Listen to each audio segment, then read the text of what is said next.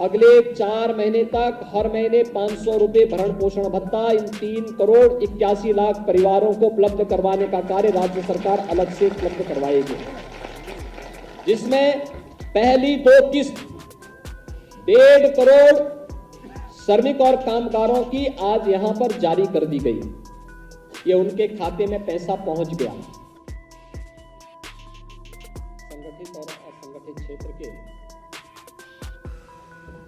1 करोड़ 50 लाख से अधिक श्रमिक बंधुओं को सदी की सबसे बड़ी महामारी के दौरान भरण पोषण भत्ता के रूप में इस राशि हस्तांतरण कार्यक्रम में मंच पर उपस्थित मंत्रिमंडल में मेरे वरिष्ठ सहयोगी, श्रम और सेवायोजन विभाग के मंत्री श्री स्वामी प्रसाद मौर्य जी, प्रदेश के वित्त और संसदीय कार्य विभाग के मंत्री श्री सुरेश कुमार खन्ना जी, नगर विकास के मंत्री श्री आशुतोष टंडन जी, विभाग के राज्य मंत्री श्री महेश चंद्र गुप्ता जी, श्रम कल्याण परिषद के अध्यक्ष श्री सुनील भराला जी, प्रदेश के मुख्य सचिव श्री दुर्गा शंकर मिश्रा जी, अपर मुख्य सचिव श्रम और सेवायोजन श्री सुरेश चंद्रा जी, आज के इस कार्यक्रम में उपस्थित प्रदेश के विभिन्न जनपदों में आयोजित होने वाले इस कार्यक्रम में सभी राष्ट्र निर्माता हमारे श्रमिक बंधुओं, भाइयों बहनों, सम्मानित जनप्रतिनिधिगण, मैं आज के इस कार्यक्रम में प्रदेश के अपने संगठित और असंगठित क्षेत्र के सभी श्रमिकों का हृदय से अभिनंदन करता हूं। आज का दिन अत्यंत महत्वपूर्ण है और महत्वपूर्ण इसलिए क्योंकि पहली बार श्रमिकों के बारे में चिंता करने वाली सरकार है, चाहे वह केंद्र में मोदी जी के नेतृत्व की सरकार हो या प्रदेश की सरकार। निरंतर आपके हितों को संरक्षण देने के लिए पूरी प्रतिबद्धता के साथ कार्य कर रही है। भाइयों बहनों, आपने देखा होगा 2017 के पहले श्रमिक शोषण का शिकार होता था, शासन की किसी भी योजना का लाभ नहीं पाता था, न उसके पास राशन कार्ड होता था, न उसके पास कोई ठिकाना होता था। अगर मकान जैसे तैसे बना भी दिया तो बिजली का कनेक्शन नहीं मिल पाता था। बरसात में कई कई दिनों तक भूखों रहने के लिए मजबूर रहना पड़ता था, क्योंकि उसके बाद रसोई गैस के कनेक्शन नहीं थे। कोई बीमार हो गया तो मान लिया जाता था कि अब तो अंतिम गति तय है, क्योंकि स्वास्थ्य की कोई उचित व्यवस्था नहीं थी। लेकिन एक और प्रधानमंत्री मोदी जी ने जो कहा, सबका साथ और सबके विकास का, आज वो नारा चरितार्थ हुआ है। हर गरीब को मकान देंगे, हर गरीब को शौचालय देंगे, हर गरीब के घर में विद्युत का निःशुल्क कनेक्शन उपलब्ध करवाएंगे, हर गरीब को निःशुल्क रसोई गैस का कनेक्शन उपलब्ध करवाएंगे, हर गरीब को प्रदेश के अंदर हर गरीब को हम लोग स्वास्थ्य बीमा का कवर उपलब्ध करवाएंगे।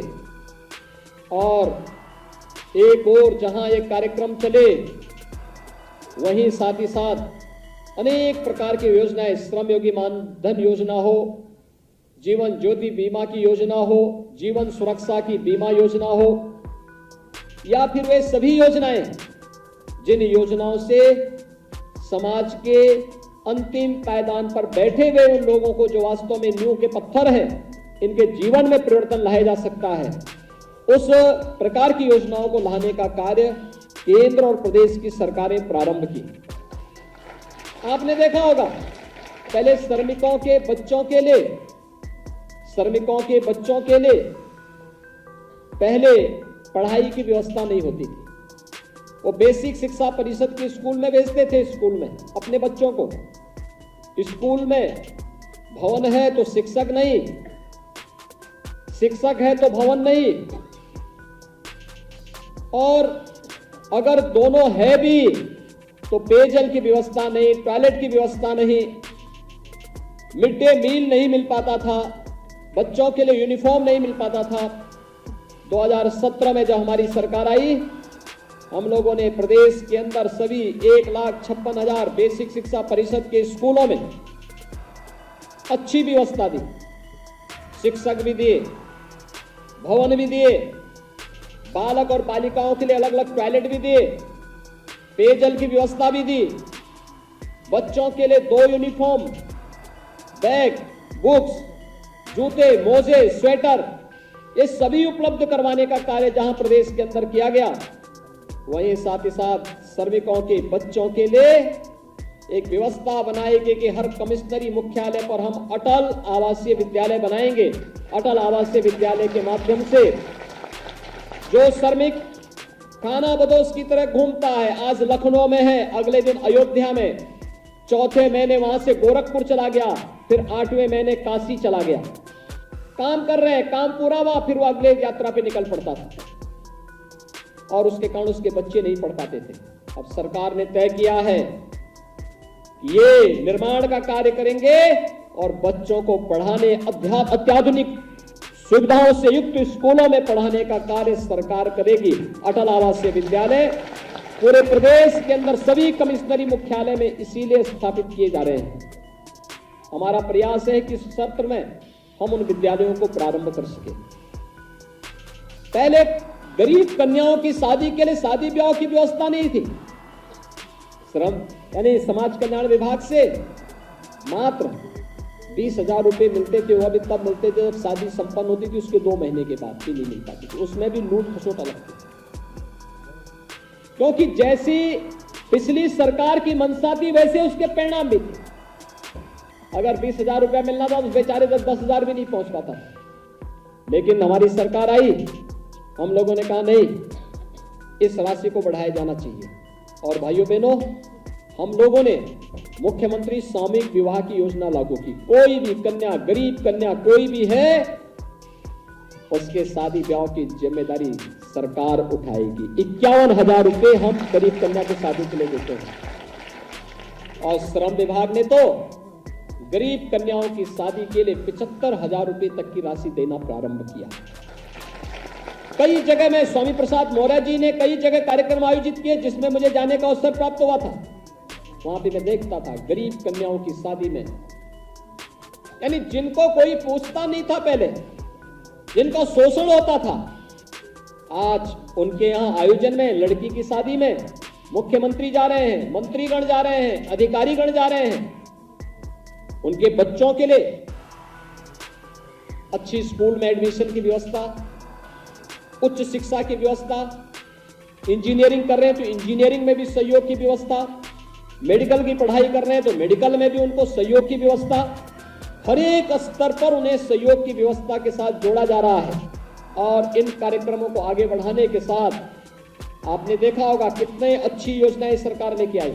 एक जनपद एक उत्पाद के माध्यम से परंपरागत उद्यम को बढ़ावा देने के साथ ही अधिक से अधिक लोगों को प्रदेश में ही रोजगार मिल सके। विश्वकर्मा श्रम सम्मान के माध्यम से प्रदेश के परंपरागत हस्तशिल्पी और कारीगरों को कार्य पे देने, बढ़ई है, नाऊ है, मोची है, राजमिस्त्री है, हलवाई है, इन सभी लोगों को भी कार्य के साथ जोड़ने, उनके स्किल डेवलपमेंट के साथ ही उनका प्रशिक्षण के दौरान मानदेय और फिर उसके बाद टूल किट उपलब्ध कराना, फिर बैंकों के साथ उन्हें जोड़ करके उन्हें समय पे मानदेय उपलब्ध करवाना, ये सभी कार्यक्रम चले। और कोरोना कालखंड के अंदर उत्तर प्रदेश पहला राज्य था जिसने भारतीय मजदूर संघ के साथ मिलकर के एक व्यवस्था बनाई थी कि हर श्रमिक को हम 2 लाख रुपए की सामाजिक सुरक्षा की गारंटी देंगे और 5 लाख रुपए की स्वास्थ्य बीमा का कवर भी देंगे। और भारत सरकार ने भी इसके लिए एक पोर्टल विकसित किया जिसमें हर श्रमिक को रजिस्टर्ड किया जा रहा है। उत्तर प्रदेश पहला राज्य था जिसने लॉकडाउन प्रारंभ होते ही अपने श्रमिकों के लिए उस समय भरण पोषण भत्ते की घोषणा की थी और फ्री में राशन की व्यवस्था भी की थी। आज प्रदेश के अंदर 15 करोड़ लोगों को फ्री में राशन, आज प्रदेश के अंदर श्रमिकों को भरण पोषण भत्ता, 54 लाख लोग परिवारों को उस समय भरण पोषण भत्ता हम लोगों ने कोरोना के दौरान दिया। और इसके साथ ही प्रदेश के अंदर जो 40 लाख कामगार और श्रमिक आए थे, लोग सोचते थे क्या करेंगे। हमने कहा उत्तर प्रदेश इतना बड़ा है, ये 40 लाख लोग उत्तर प्रदेश के ही हैं, उत्तर प्रदेश में ही कार्य करेंगे और उत्तर प्रदेश इनके कार्य करने से समृद्ध होगा। उत्तर प्रदेश पर ये बोझा नहीं बल्कि उत्तर प्रदेश की उपलब्धि है कि अपने वे लोग अपने घर में वापस आए हैं, उनको घर में ही हम काम दे देंगे। लेकिन जिन राज्यों को छोड़ करके जाएंगे, जिन लोगों ने इनको विकसित किया, प्रताड़ित किया, भगाया है, आप देखना वहां पर समस्या खड़ी होगी और हुआ ही वही। जिन राज्यों ने उनके साथ दुर्व्यवहार किया, आज वहां उद्योग धंधे बंद हो गए, लेकिन उत्तर प्रदेश में चालू हो गए। उत्तर प्रदेश में नए नए उद्योग चालू हो रहे हैं क्योंकि स्किल जो हमारा था ये हमारे पास वापस आया। उत्तर प्रदेश के अंदर उन्होंने अपना योगदान देना प्रारंभ किया और आज वह कार्यक्रम आगे बढ़ रहा है।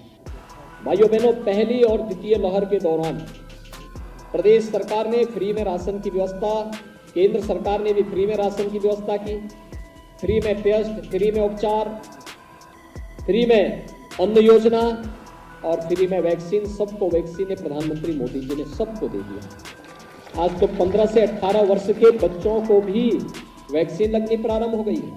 मैं स्वयं भी एक सेंटर में गया था, कितना उत्साह है हमारे बच्चों में। 15 से 18 साल के नवयुवकों में कितना उत्साह है, हर व्यक्ति उत्साह है। बालक बालिकाएं लाइन में खड़ी थी, बैठी हुई थी, मैं गया उनके मिलने के लिए। उन्होंने कहा नहीं, हम भी वैक्सीन लेना चाहते हैं। मैंने कहा वैक्सीन? उन्होंने कहा एक कोरोना कवच है, कोरोना से सुरक्षा कवच है और एक कोरोना कवच देश की कोरोना के खिलाफ लड़ाई में भी मदद कर सकता है और इसलिए हम लोग इस लड़ाई में सहभागी बनने के लिए आए हैं। और भाइयों बहनों, आज से कार्यक्रम प्रारंभ हुआ है। मैं आप सबसे अपील करूंगा, जिन लोगों ने वैक्सीन लिया है वो अच्छा काम किया, जिन्होंने अभी तक नहीं लिया है उनको बोलेंगे कि कोरोना का वैक्सीन जरूर ले लेंगे। ये कोरोना से उन्हें एक सुरक्षा कवच देगा और कोरोना का वायरस अब कमजोर पड़ रहा है, धीरे धीरे समाप्त हो जाएगा।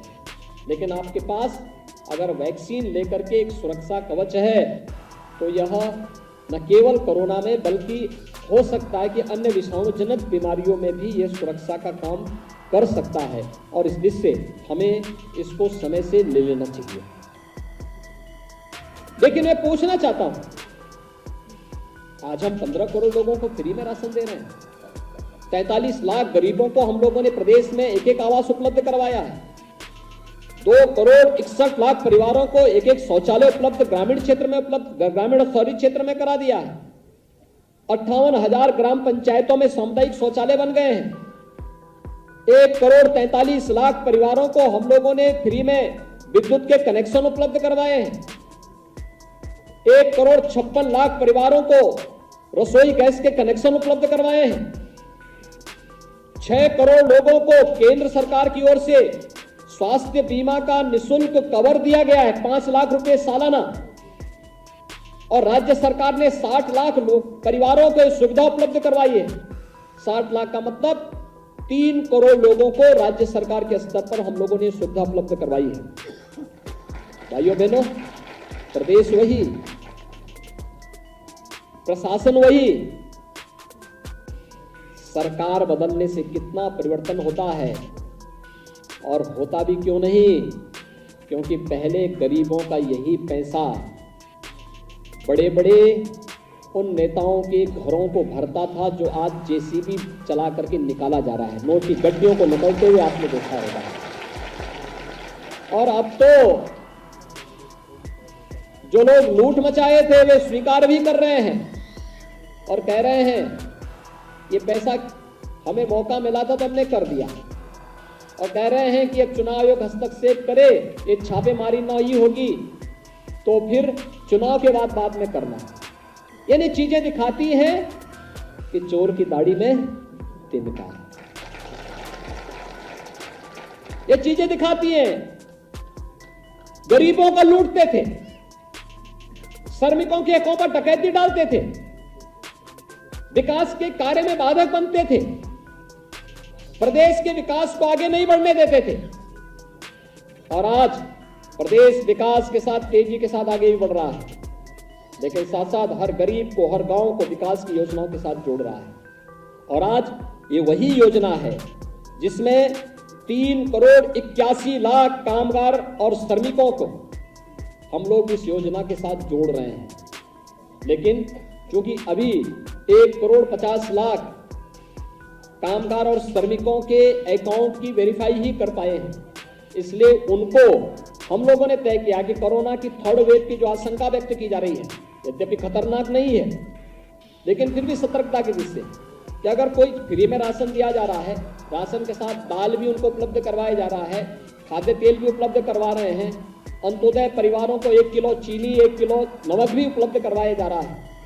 लेकिन फिर भी सतर्कता की दृष्टि से अगर कहीं कोई ऐसी स्थिति आती है, उन स्थितियों में कोई भूखों न मरे, किसी के सामने भूखमरी की स्थिति न पैदा हो, इस दृष्टि से सरकार की जिम्मेदारी बनती थी कि हम इस दिशा में प्रयास करें।